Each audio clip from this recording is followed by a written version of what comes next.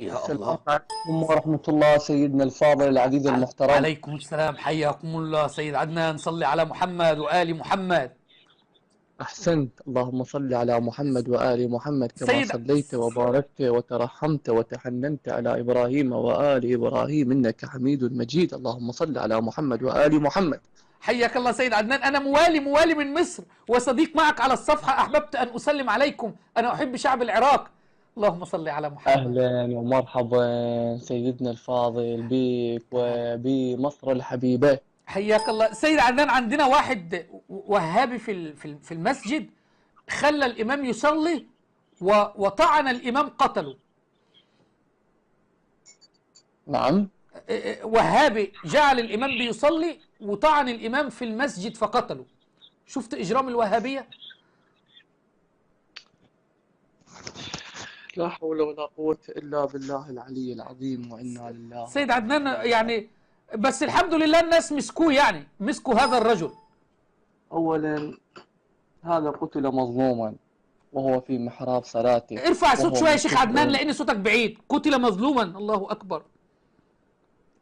أولا هذا قتل مظلوما قتل وهو متقرب إلى الله سبحانه وتعالى متقرب. وفي صلاته. فهذا الرجل هنيئا له الله لأنه عندما قتل وهو ملتجئ إلى الله وهو الله أكبر. متقرب إلى الله الله أكبر. وهو نيته مع الله سبحانه واللي قتله وتعالى. دوت يا سيد عدنان زنديق. بس على كل حال ال- اللي جاي بيقول انت عارف سيد عدنان، تعرف مين دوت؟ من هذا الرجل ولا ما سمعت؟ المقتول.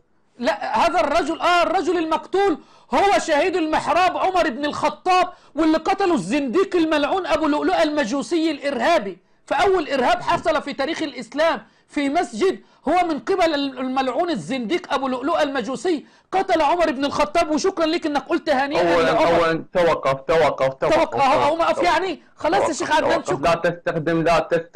تستخدم المكر. لا، اترجاك ده مش رجاء مكر يا اخو. سيد عدنان، ده فخ. وبعدين عشان اول شيء انا احببت يا سيد عدنان ابين انت للجميع اللي بيستمع لك الان اول لانك في اول البث شيء المباشر.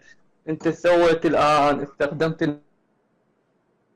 استخدمت يجب ايه؟ عليك ان تذكر اسم كان عليك اللي بالبداية اللي ذكرت الاسم، فذكرت الاسم بالنهاية، وهذا نوع من أنواع المكر. لا، علشان انا ذكرت الاسم في النهايه عشان قلبك مليء بالحقد والكراهيه والبغض لاصحاب محمد صلى الله عليه وسلم. فحبيت اضرب لك مثال يا سيد عدنان، مثال واقعي، لان انت الان في بث مباشر يستمع اليك المئات.